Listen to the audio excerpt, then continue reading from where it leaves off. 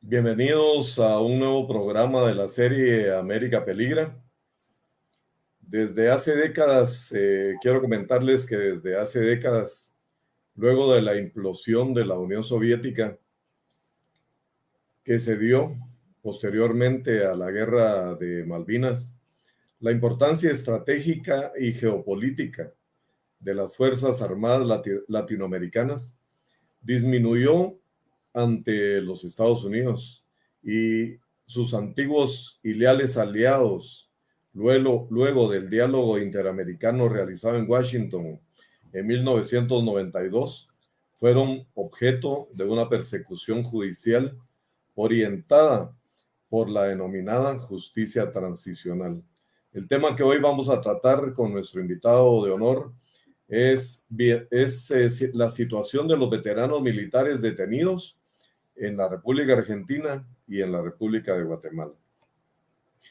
Quiero comentarles que a las potencias occidentales no les interesaba desde ese momento, desde el diálogo interamericano y luego de la Guerra de Malvinas, que nuestras Fuerzas Armadas pudieran oponerse a los intereses geoestratégicos de potencias como la Gran Bretaña, a la que desafió con hidalguía la República Argentina con sus Fuerzas Armadas.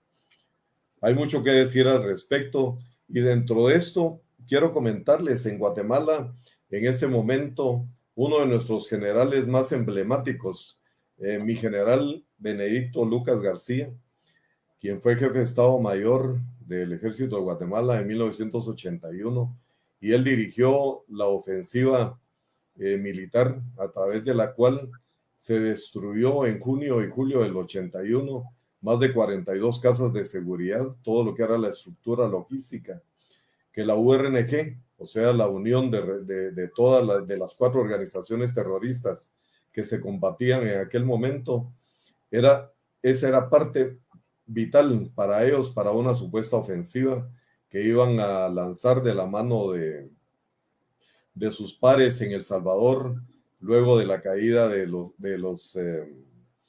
Anastasio Somoza en Nicaragua.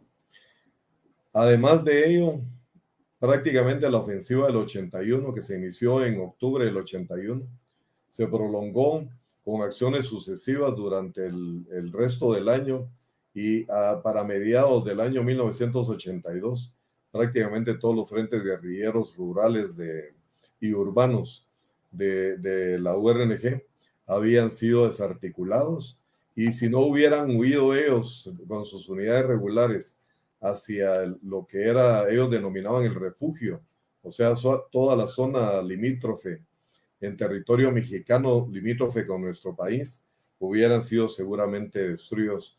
Esto se prolongó durante muchos años. Guatemala enfrentó uno de los enfrentamientos, valga la redundancia, más largos del continente, después de Colombia, que aún continúa con el Ejército de Liberación Nacional. El enfrentamiento de Guatemala fue el más largo de la región. Durante 36 años combatimos a las 4 organizaciones terroristas que asolaron a nuestro país. Al respecto de esto, quiero comentarles que en la República Argentina hay un caso dramático de lo que está sucediendo ahorita, pero hubo una sinergia, hubo una similitud también en cuanto a lo que se dio en la República Argentina y en algunos lugares de Latinoamérica y en nuestro país. Cuando yo escribí el libro La farsa del genocidio en Guatemala, lo hice pensando en que era imposible que se siga manipulando la historia de nuestro país, la historia de las Fuerzas Armadas latinoamericanas, de la forma en que se ha venido deconstruyendo. Y quisiera leerles rápidamente, antes de darle la palabra a nuestro invitado especial, parte del prólogo que me hizo a este libro. Me confirió el honor el escritor, sociólogo español Ricardo Angozo García, de hacerme el prólogo para La farsa del genocidio en Guatemala, pero quiero leerles una pequeña parte. Dice: nunca tantos debieron tanto a tan pocos. Y es que en la historia reciente de América Latina Nunca tantos debieron tanto a tan pocos, habría dicho Winston Churchill en una de esas ocasiones memorables. Hombres como Platero que sacrificaron sus vidas por los demás. Es un claro ejemplo de todo ello y sus palabras hoy resuenan con más fuerza que nunca para denunciar la mentira y reivindicar para siempre ante la historia a aquellos compañeros que dieron todo, incluidas sus vidas, por defender la paz, la libertad y la democracia. Si hoy en este continente podemos celebrar libremente elecciones en todos los ámbitos, elegir presidentes, alcaldes y parlamentos, gozar de las libertades y derechos fundamentales, junto a un sinfín de avances en todos los órdenes, es por un puñado de militares que en este continente dieron su vida por defender la palabra frente a la fuerza bruta, el diálogo como expresión de libre pensamiento frente a la brutalidad. Pero, desafortunadamente, muchos de estos hechos, de estas batallas, como las luchas que acontecieron en Guatemala o en la República Argentina, entre el ejército legítimo y esa pandilla de asesinos iluminados que respondían al nombre montoneros, son desconocidos para la gran mayoría e incluso deliberadamente olvidados. Decía también Churchill que la primera víctima de una guerra es la verdad, y nunca mejor dicho, sobre todo si nos atenemos a este caso. Los grandes olvidados de la última gran tragedia latinoamericana, en que el continente se debatía entre democracia y tiranía, entre progreso social y barbarie, fueron los militares. Y lo fueron, en gran medida, porque los que escriben la historia son aquellos que dominan el presente. Esa izquierda que aprovechó los beneficios de la democracia para llegar al poder y dedicarse a las labores de la manipulación histórica y la burda propaganda. Se trata de ocultar la verdad, tergiversando hechos y capítulos de las respectivas historias del continente, en aras de servir a sus objetivos políticos. Un escritor británico bien conocido, George Orwell, quien hizo su viaje desde la izquierda hasta las ideas democráticas, había dicho hace ya muchos años que quien controla el presente, controla el pasado. Y quien controla el pasado, controlará el futuro.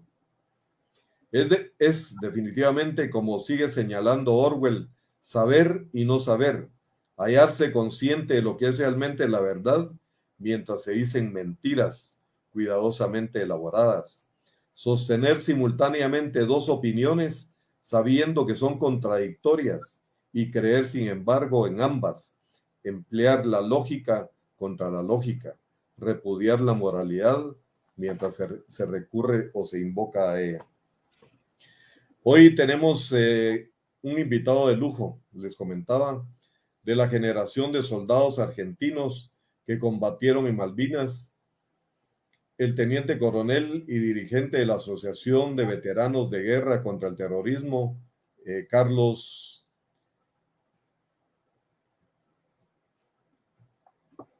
Ancina.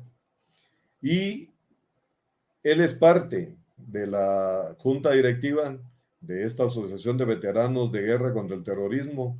Y el coronel Ancina, quiero comentarle rápidamente que es un oficial graduado como oficial de comunicaciones de la promoción 103 del Colegio Militar de la Nación.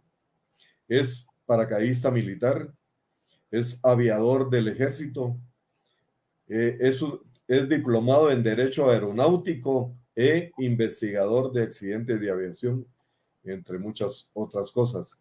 Podríamos hablar mucho al respecto del perfil y la meritocracia del teniente coronel Ancina, pero en beneficio del tiempo quiero dejar en el uso de la palabra a nuestro apreciado y respetado amigo Carlos Ancina. Bienvenido, Carlos. Muchas gracias, Oscar. Muy generoso en tus palabras. Mi afectuoso saludo a todos los latinoamericanos o ciudadanos de otros países interesados en la temática que estén escuchando esta conversación.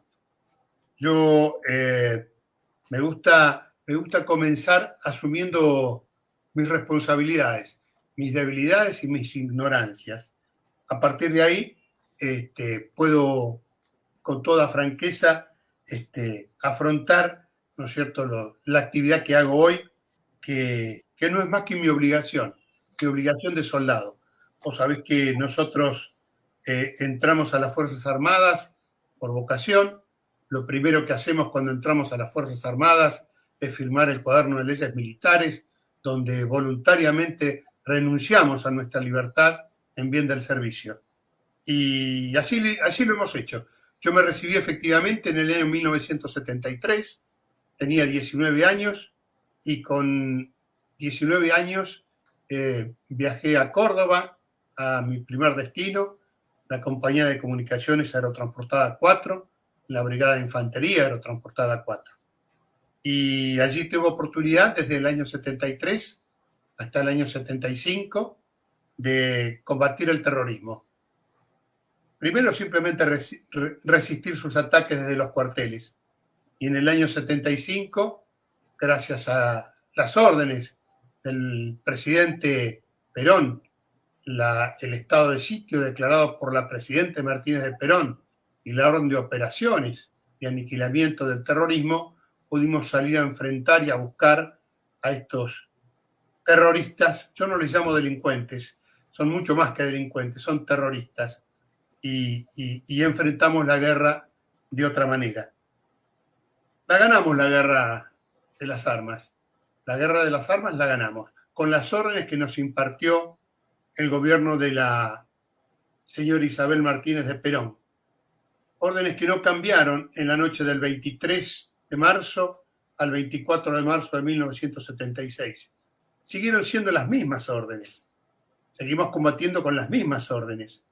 Pero a partir de ese momento, un tema que era nacional y responsabilidad de la dirigencia política pasó a ser un tema institucional y con el tiempo responsabilidad de modestos soldados que en aquel entonces no teníamos más que 19, 20, 21 años.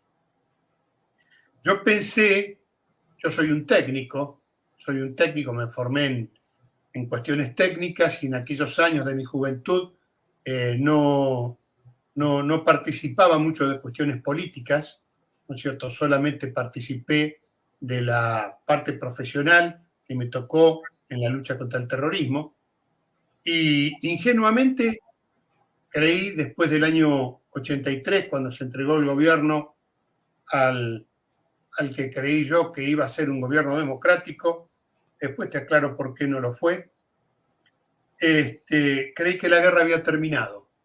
Yo en mi ignorancia, reconozco mi ignorancia, creí que la guerra había terminado. Tenía un compañero ya fallecido tristemente, un oficial de inteligencia, brillante oficial de inteligencia, que me decía cada vez que nos encontrábamos, no te distraigas, esto sigue. Y yo le decía, ustedes, los ojos de vidrio, como le decimos acá a los oficiales de inteligencia, siempre están buscando el enemigo. Ingenuo yo, ingenuo. Él tenía toda la razón del mundo. Con el tiempo me di cuenta es que estábamos librando una segunda batalla, la batalla del entrismo, del terrorismo en la política. Y se adueñaron de la política. Y por eso nunca tuvimos democracia. Nunca tuvimos democracia. Hasta hoy no hemos tenido democracia. Porque los griegos decían que la democracia no era una forma de gobierno, no era una república constitucional, una república representativa, parlamentaria, una monarquía. No. La democracia no era una forma de gobierno. La democracia era una forma de vida que garantizaba a sus integrantes libertad y justicia.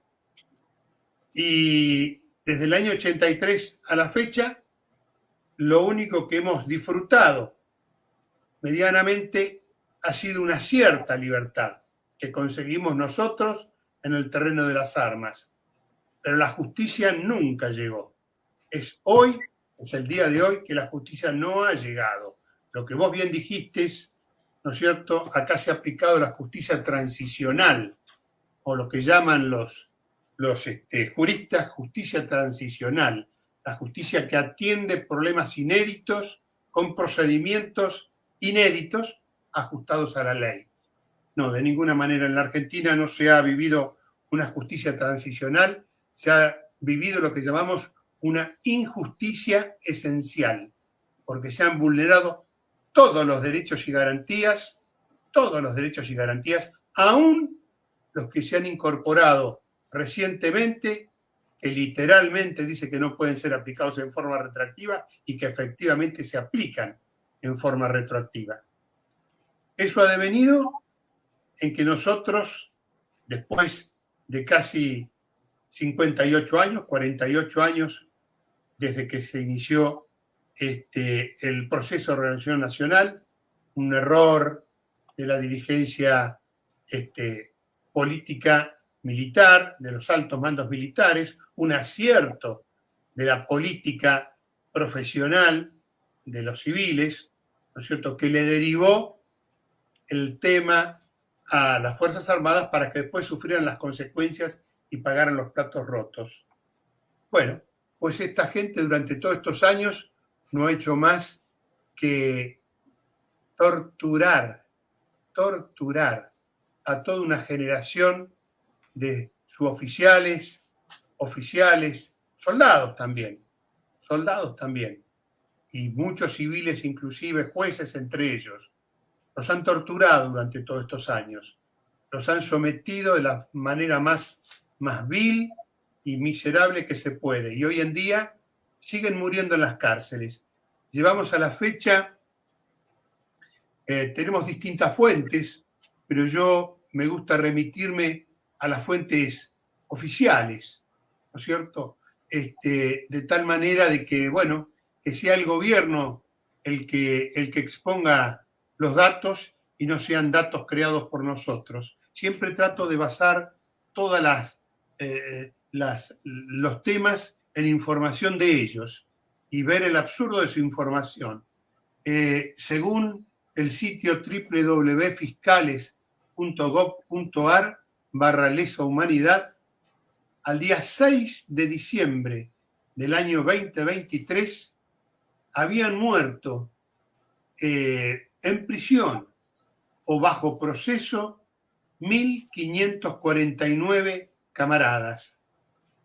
Y desde el 1 de enero de 2024 a la fecha se han sumado tantos muertos que hoy debemos contabilizar 1.553. 1.553 a la fecha. Y están, por supuesto,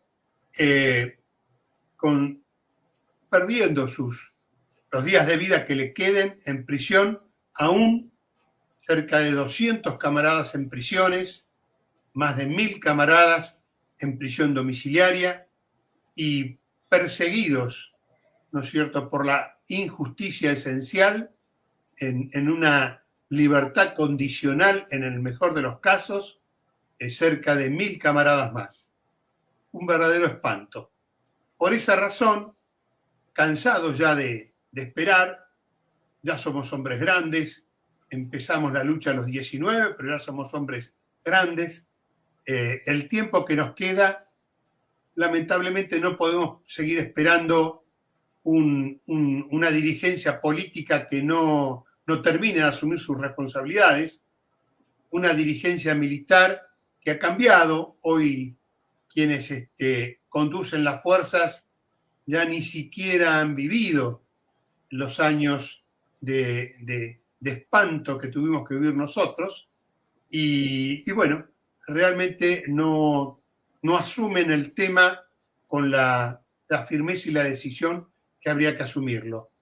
Bueno, pues debemos ser nosotros. No podemos esperar más y tenemos la obligación profesional, moral, ética de enfrentar el tema, de hablar para, dentro de lo posible, recuperar la libertad de nuestros camaradas o que se sientan al menos acompañados en la injusta prisión, y preservar a las generaciones futuras de la amenaza permanente del terrorismo.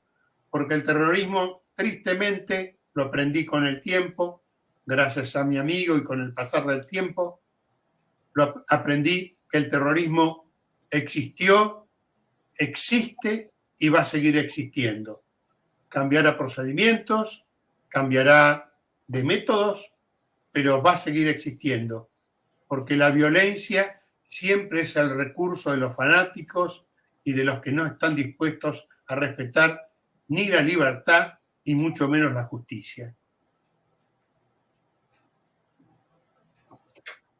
Estoy a disposición para que me formules las preguntas que desees, las más incómodas, las que consideres más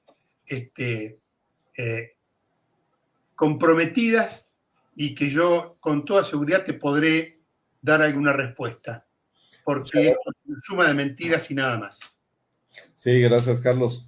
En realidad, como te decía, cuando estábamos platicando antes de iniciar el programa, entre Argentina, el caso argentino y el caso guatemalteco hay muchas similitudes.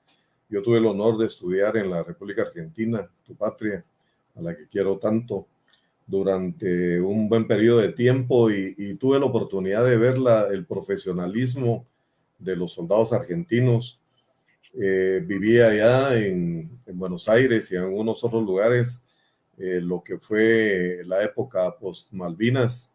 Tuve el honor de conocer a héroes como Anadón, por ejemplo, era tu compañero de promoción. Un tipazo, un combatiente de fuerzas especiales de las compañías, si no recuerdo mal, 601 de comandos, que tuvo una destacada participación en Malvinas, en el monte Dos Hermanas, Harriets, me parece que fue, y algo por ahí.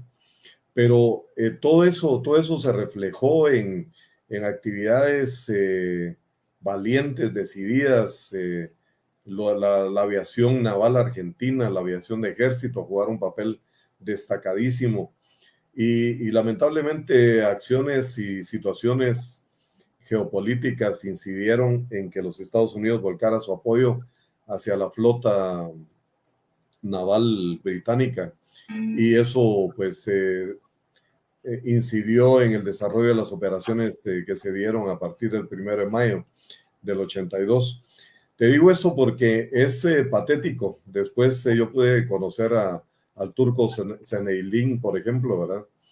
Un tipazo, oficiales de pura casta y gente que en realidad dio todo por su nación, como lo hicimos y lo hicieron nuestros compañeros que están detenidos en Guatemala. Y creemos que es el momento en que tenemos que tener una interacción todos los países de la región, quienes estamos luchando por la liberación y la reivindicación histórica de nuestros compañeros. Tenemos que estar de la mano, tanto lo que sucedió en Colombia como lo que sucedió en la lucha, por ejemplo, en el Perú, contra el MRTA, contra Sendero Luminoso, lo que sucedió en Chile, ¿verdad? Y todos los países de la región, prácticamente en el Ecuador, en El Salvador, en el sur de México, todos enfrentamos procesos en los cuales enfrentamos prácticamente una ofensiva marxista, leninista, castrista, que se había originado desde 1967, desde que se dio la Tricontinental, como te recordarás, ¿verdad? Y luego surge de la Tricontinental la Organización Latinoamericana de Solidaridad.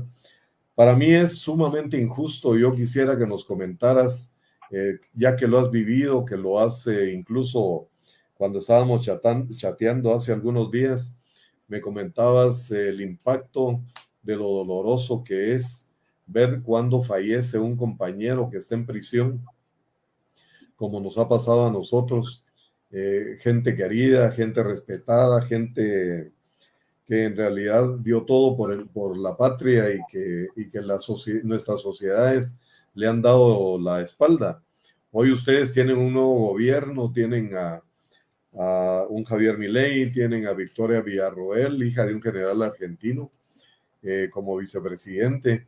Y si bien ellos tienen algunas limitaciones posiblemente políticas, yo creo que para los guatemaltecos, para quienes nos escuchan, en toda Iberoamérica. Yo creo que sería muy interesante que nos expusieras cómo ha sido ese proceso a través del cual no solo se refleja en números, porque hablabas de 1.549 muertos, detenidos en cárceles públicas, que ellos ya se elevaron este año o que están bajo proceso penal, más de 1.000 que están en prisión domiciliar. Es una generación que la izquierda quiere exterminar. O sea, quieren, no solo están deconstruyendo la historia, sino quieren acabar con nuestra generación y que la nueva oficialidad de los ejércitos latinoamericanos prácticamente vayan olvidando esos momentos históricos que tanta gloria le dieron a nuestras unidades y a nuestros países, de lo cual debemos de sentirnos orgullosos.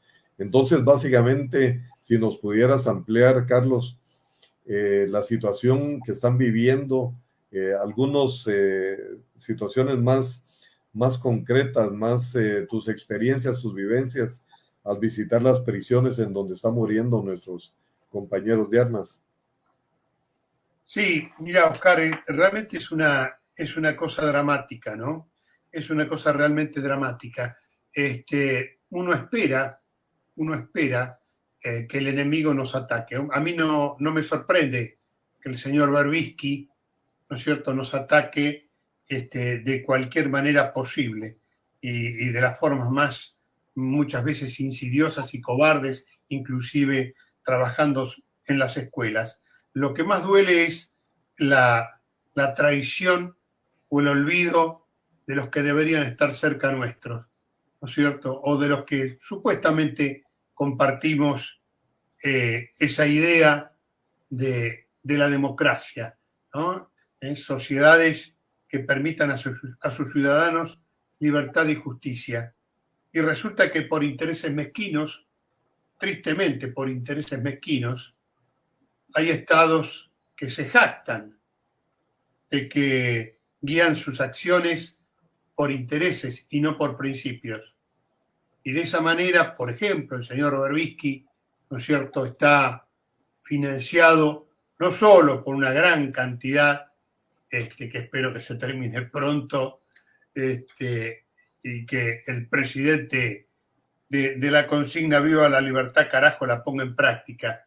No solo la declame, sino que la ponga en práctica. Pero acá en nuestro país se suman al ataque y al martirio y a la tortura a que nos someten nuestros enemigos conocidos, se suman la Embajada Británica en Estados Unidos, que subvenciona, por ejemplo, al señor Berbisky, la Embajada Suiza en Argentina, la Embajada de la República Federal de Alemania, el Fondo de Contribución Voluntaria de las Naciones Unidas para las Víctimas de la Tortura, el Fondo Fiduciario de las Naciones Unidas para eliminar la violencia contra la mujer, la Ford Foundation, bueno, innumerable cantidad de asociaciones que uno diría representan nuestro pensamiento, ¿no? Y realmente no lo representan. Y creo que están escupiendo al cielo, porque tristemente les va a volver. Está bien, nos van a perjudicar ahora el embargo de armas, la financiación de grupos aborígenes, de culturas inexistentes en el pasado, porque no eran más que pueblos nómades que no dejaron nada de cultura ni absolutamente nada de nada, distinto a las culturas indígenas de América del Norte y de Centroamérica. Y efectivamente, vas a las prisiones y el panorama es espantoso. Yo mañana tengo que ir, voy a hablar con 4 detenidos, personas que están entre los 78 y los 87 años, según Naciones Unidas, a partir de los 65 años es una inmoralidad, es una tortura tener a personas en prisión efectiva. Bueno, mañana voy a ver a 4 personas que les han quitado todo, absolutamente todo. no tienen, por supuesto, su reconocimiento como oficiales retirados de las Fuerzas Armadas o religiosos. Uno de ellos es un religioso al que voy a ver mañana. Les han quitado cualquier tipo de ingreso. Muchos de ellos, por supuesto, ninguno tiene ingresos personales. Muchos de ellos son ya viudos, gente grande, y no pueden siquiera aceptar la prisión domiciliaria, porque no tienen cómo valerse por sí mismos, ¿no? Y nosotros tenemos en nuestra historia, allá en tiempos de la emancipación, tenemos un héroe maravilloso que fue el sargento Cabral, ¿no? Que en el combate de San Lorenzo rescató al general San Martín cuando habían derribado su caballo con un proyectil de artillería. Y el sargento Cabral lo rescató. Y eso permitió que el Libertador hiciera la maravillosa campaña que hizo y lograra la libertad de tantos países de América. En la guerra contra el terrorismo también tuvimos émulos del sargento Cabral. Entre otros lo tuvimos al capitán Cáceres, muerto en el combate del río Pueblo Viejo, cuando iba a rescatar a un subalterno, el entonces teniente Rister, que había sido batido por el fuego del enemigo. Y el capitán, en su acción de rescate, perdió la vida. Si el capitán Cáceres nos dio ese ejemplo, ¿cuánto debemos hacer nosotros para tratar de imitarlo? ¿Cómo no vamos a hacer lo imposible por ayudar a esos camaradas sin recursos a que puedan recibir el beneficio de la prisión domiciliaria? Como si fuera un beneficio, ¿no? Como si fuera lo que merecen. No, no es lo que merecen. Es lo que hemos conseguido, lo que han conseguido sus abogados, nada más. Lo que merecen en realidad es gloria y honor. Pero bueno, ojalá que los podamos sacar para que no mueran ahí adentro. Pero mañana también lo voy a ver al cabo Julio Flores. Julio Flores, un cabo de la Fuerza Aérea que tenía 18 años y que lo acusan de haber formado parte de un lugar de reunión de detenidos que se llamaba la Mansión Seré, ¿no es cierto? Que el terrorismo denomina, con todas esas consignas políticas que meten en la cabeza de la gente, de las cuales te puedo hablar, de muchas de ellas, denominan centro clandestino de detención. Y resulta que el cabo Flores nunca salió de Palomar. Nunca salió de Palomar. Era un muchacho salteño que a los 16 años entró en la escuela de suboficiales de la Fuerza Aérea y con 18 años se recibió de cabo mecánico de aviación. Y nunca salió de Palomar. No conoció la Mansión Seré, ni físicamente conoció la Mansión Seré. Pero como tiene una calificación anual, recordás nuestras calificaciones anuales, ¿no es cierto?, puestas por nuestros jefes inmediatos, el comodoro que firma, el vicecomodoro, perdón, que firma uno de sus informes de calificación, era quien efectivamente tenía jurisdicción o tenía responsabilidad sobre el LRD Mansión Seré, lugar de reunión de detenidos Mansión Seré. Y bueno, este vicecomodoro lo calificó al cabo Julio Flores.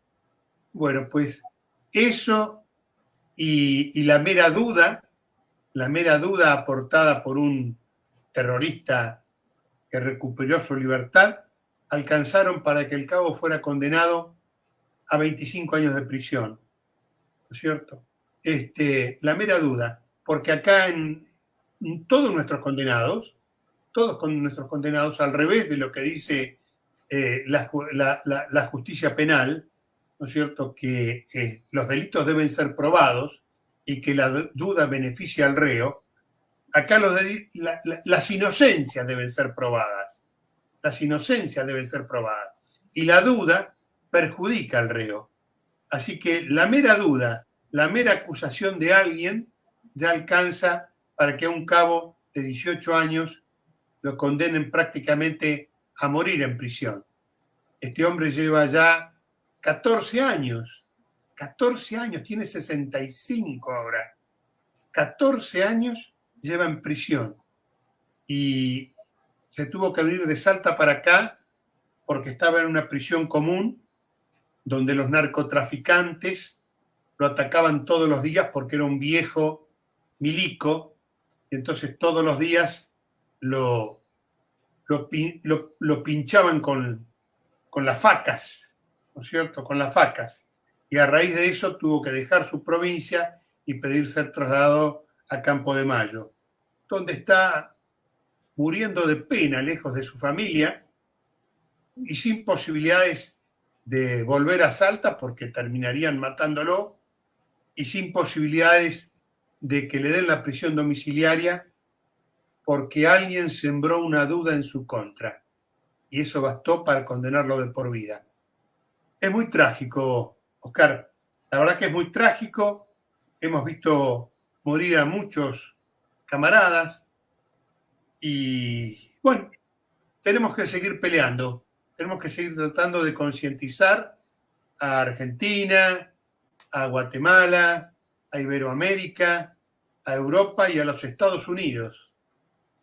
Porque los Estados Unidos también parece dormido o no sé exactamente cuál es la palabra. Acá vino la jefe del Comando Sur de los Estados Unidos, la general Laura Richardson,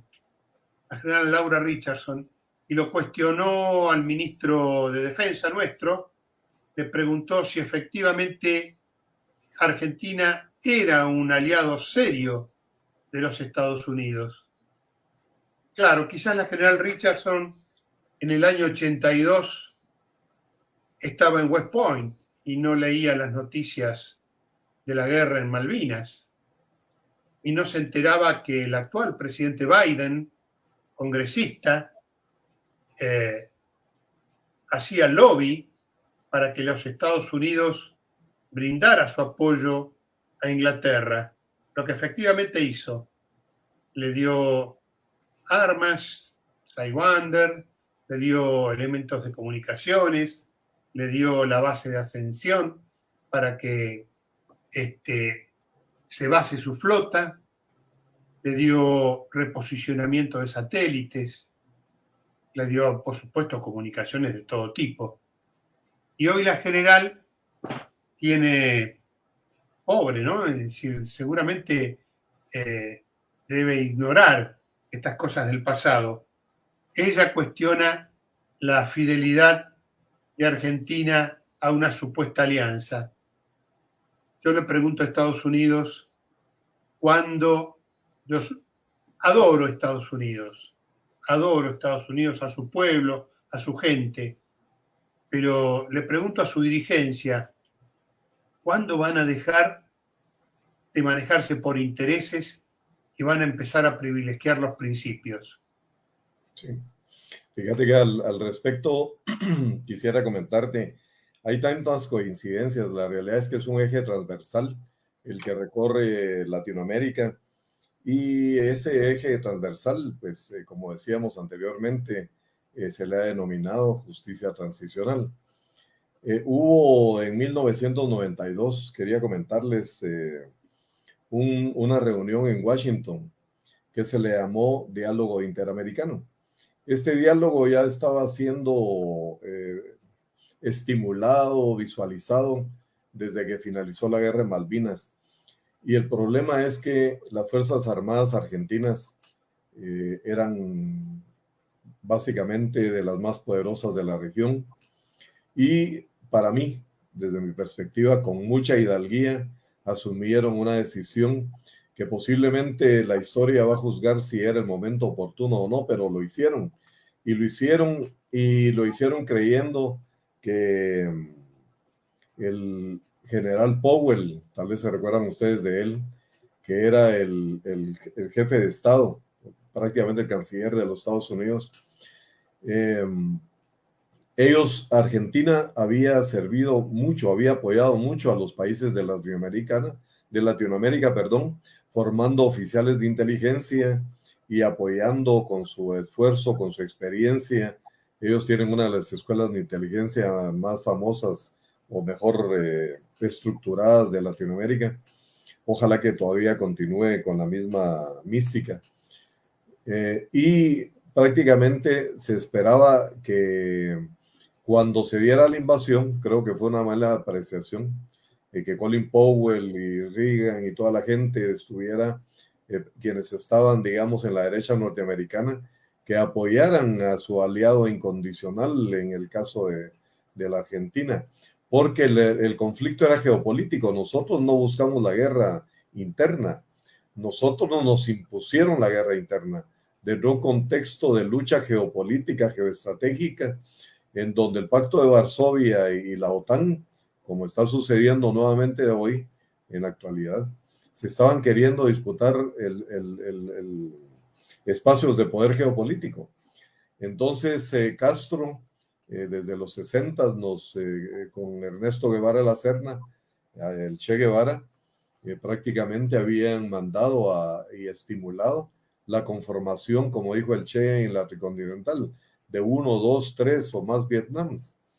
Y simultáneamente en el sudeste de Asia se estaba librando la guerra de Vietnam, de la cual seguramente los oficiales como la general del Comando Sur no ni siquiera se recordarán, porque una guerra la viven y la conocen quienes en realidad estuvieron en la montaña, estuvieron en la selva, vieron caer heridos, estuvieron trasladando heridos entre el fango, estuvieron padeciendo hambre, sed, calor, etcétera.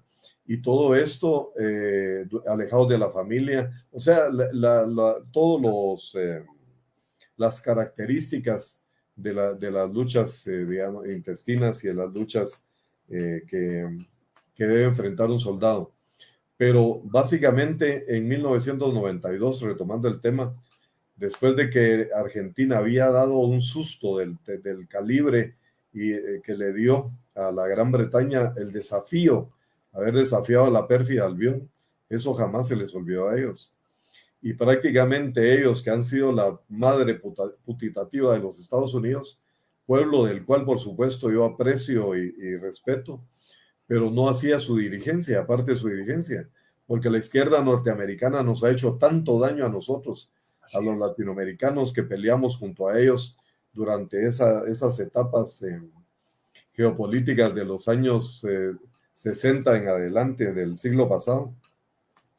Prácticamente después nos dieron la espalda y después del diálogo interamericano se decidió que iban a utilizar el mecanismo o la herramienta de la justicia transicional para reducir al mínimo la capacidad y la fuerza, esa mística que los ejércitos latinoamericanos teníamos como orgullo, como una muestra palpable de los años que tuvimos que luchar por derrotar a los marxistas-leninistas. Sin embargo, esa reunión se dio con toda la izquierda norteamericana y toda la izquierda representada por muchos expresidentes y líderes de diferentes sectores de Latinoamérica. O sea, fue una confabulación. Lo que está sucediendo en nuestros países no nace espontáneamente. Esto fue una instrucción para debilitar a nuestras Fuerzas Armadas, no solo estructuralmente, sino que aparte de eso, dentro de nuestra mística de soldados y dentro de nuestro deseo de seguir luchando y ese orgullo de pertenencia que tanto sentimos quienes vestimos el uniforme militar en algún momento de nuestras vidas. Entonces, esto es una estrategia, esto tiene connotaciones geopolíticas y geoestratégicas, y definitivamente ha sido la izquierda norteamericana la misma que hizo que cayera Somoza cuando le hizo un cerco de armamento, la misma de Jimmy Castro, le decíamos nosotros a Jimmy Carter, cuando decretó un embargo de armas terrible contra el ejército de Guatemala. Nosotros tuvimos que luchar solos, y si no hubiese sido por la ayuda militar o por las ventas de armas y acuerdos militares que se hicieron con Taiwán y con Israel, Guatemala hubiera sido fácilmente devorada, porque los gringos prácticamente, o sea, la izquierda gringa, incluso a través de la CIA, le entregó armas a las organizaciones guerrilleras guatemaltecas. Y eso está demostrado, eso lo demuestro yo en uno de mis libros, en el libro de la Orpa, el tercer tomo de las batallas por Guatemala, a través de una noticia del Miami Herald, uno de los diarios más serios de los Estados Unidos. Entonces, aquí no hay hechos casuales, aquí lo que ha habido es la decisión de sentenciar a muerte a los dirigentes de los ejércitos latinoamericanos para que mueran en prisión quienes combatieron y derrotaron al terrorismo. Esa es la realidad. Y los políticos de turno de nuestros respectivos países han sido cobardes para enfrentar esa embestida. Se empiezan a ver luces. El ejército y Brasil, las Fuerzas Armadas brasileñas han sacado la casta, han sabido contradecir y contravenir en contra, luchar en contra de un término que nace también del diálogo interamericano y que es el de soberanía limitada, porque ahora piensan y dicen, incluso un embajador de los Estados Unidos, Todd Robinson, se atrevió, el abusivo, a decir aquí en nuestro país de que a él no le importaba la soberanía de Guatemala. Entonces, la cobardía de la dirigencia política que hemos tenido en nuestros países ha permitido estos atentados en contra de la dignidad y de la soberanía nacional. Creo que hay mucho que decir al respecto. Aquí podríamos pasar horas hablando sobre el fenómeno que enfrentan nuestros países, ¿verdad, Carlos? Pero en realidad este programa, que espero que lo podamos replicar en algún momento, es muy importante, y es muy importante porque en Argentina, en la República Argentina, yo estoy seguro que muchos no han escuchado sobre esa guerra de 36 años que libró el ejército de Guatemala en soledad, aislado, sentenciado casi a muerte por la izquierda norteamericana que dirigía Jimmy Carter. Entonces, esos son temas que nosotros tenemos que desarrollar objetivamente. Tienen que conocer qué es el diálogo interamericano, tienen que conocer qué es la justicia transicional, tienen que conocer qué es el Estatuto de Roma y cómo se ha manipulado, etcétera. ¿Cuál es el papel que la Corte Interamericana de Derechos Humanos, entre comillas, ha jugado en beneficio de la izquierda que persigue de una forma espuria a nuestros líderes militares, a nuestros compañeros de armas? Entonces hay mucho, como repito, mucho que decir. Yo te agradezco, Carlos, y quisiera pedirte, porque se nos acaba el tiempo, si nos pudieras dar a la audiencia una conclusión o un mensaje final para que todos entendamos el drama que se está viviendo a través de nuestros veteranos militares detenidos, nuestros compañeros de armas argentinos, que es extensivo hacia los compañeros de armas guatemaltecos que han muerto en prisión y muchos de los cuales, casi 100, permanecen en cárceles públicas, todavía sometidos ante una sociedad y ante leyes que les han dado la espalda. Te agradezco, Oscar. La verdad que comparto todas tus palabras. Y mirá, yo querría cerrar. Hay mucho para hablar, como vos decís. Podríamos estar horas y con todo gusto nos juntamos nosotros y conversamos y cambiamos experiencias e ideas. Pero me da mucha pena que la cultura que nosotros defendemos, la fe que nosotros defendemos, muchas veces nos dé la espalda.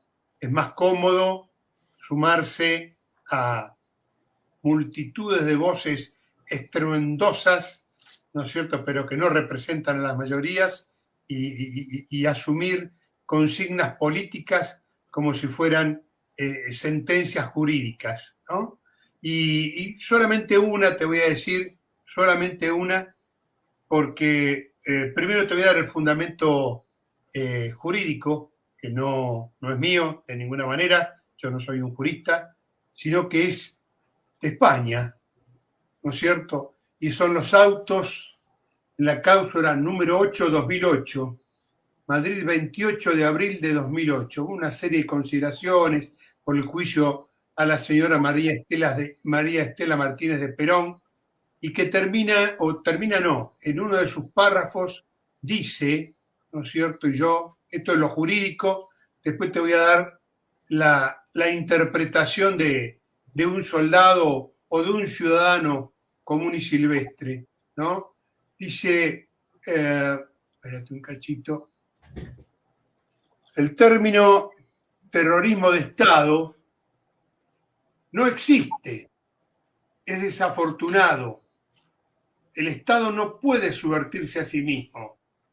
Hay que examinar igualmente la posible descripción de los hechos y la calificación jurídica llevada a cabo por autoridades judiciales argentinas. Algunos creen que somos ejemplo internacional de la buena aplicación de la justicia. Acá no dice eso España, ya que es difícil su tipificación como delito de lesa humanidad, pues no existe un contexto o accionar represivo, sino una actuación contra personas aisladas o integrantes de organizaciones terroristas. Yo a eso le doy una traducción, ¿no es cierto?, propia de un técnico como soy yo, un aviador acostumbrado a los indicadores del avión, ¿no? La temperatura de 0 a 1200 grados, el combustible de 0 a 500 galones. Entonces, un día se me ocurrió inventar un instrumento de medición al que yo llamé el revolucionómetro, ¿no? El revolucionómetro, dícese del instrumento de medición que permite evaluar la eficacia o el fracaso de un proceso revolucionario. Entonces, como todo elemento de medida, como toda regla, ¿no es cierto?, tiene que tener un 0 y tiene que tener, ¿no es cierto?, un 0, un 20 y un medio, un 10, ¿no? Entonces pensé, ¿quién sería el 0? ¿Dónde fracasó el terrorismo revolucionario y dónde triunfó? Para no tocar nuestras realidades personales, me fui a Chile, ¿no es cierto? O me fui a Cuba. Y en Chile el terrorismo fracasó y en Cuba triunfó. ¿Y en el medio a quién pongo? Bueno, nuevamente para no entrar en nuestros temas personales, puse a El Salvador, ¿no?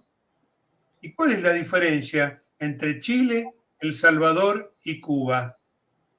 Los soldados chilenos tiraban muy bien y los terroristas chilenos tiraban muy mal, por eso fracasó la revolución.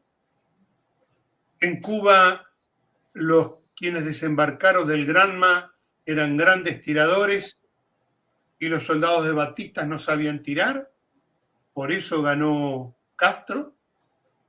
En El Salvador, años se pasaron sin poder definir quién ganaba y quién perdía.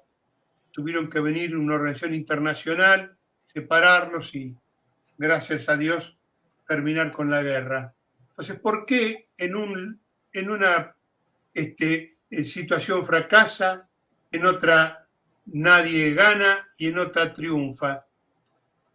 No es por la habilidad para tirar de los soldados ni de los terroristas, es por la voluntad de la gente, es la voluntad del pueblo la que hace triunfar o fracasar una revolución. Y si las Fuerzas Armadas argentinas y las Fuerzas Armadas guatemaltecas ganaron la guerra contra el terrorismo, no fue por su eficacia en el tiro, fue por el apoyo de nuestros pueblos. Nuestros pueblos no sentían temor de nosotros, sentían terror del terrorismo.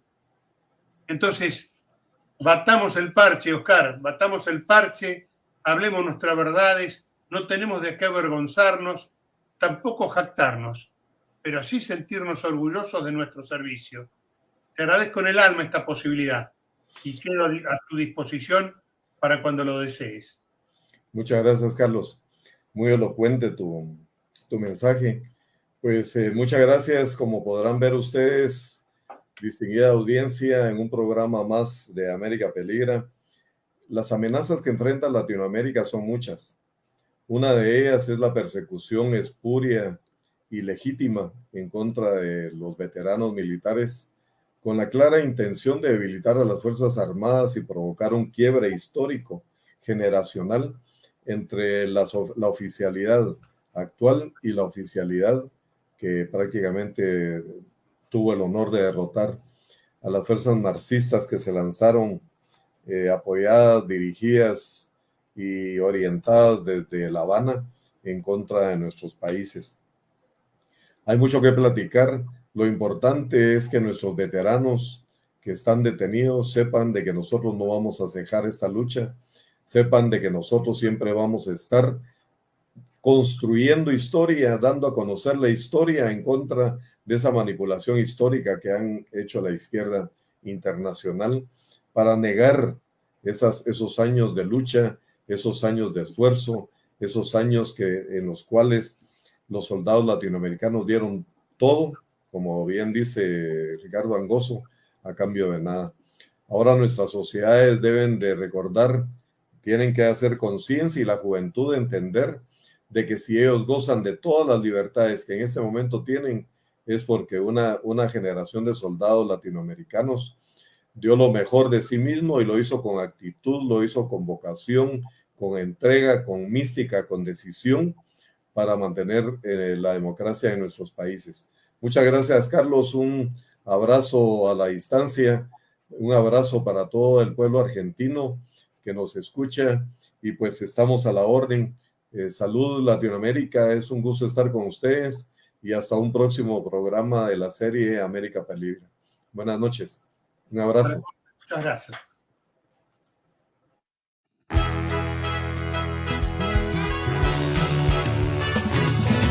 Radio TFC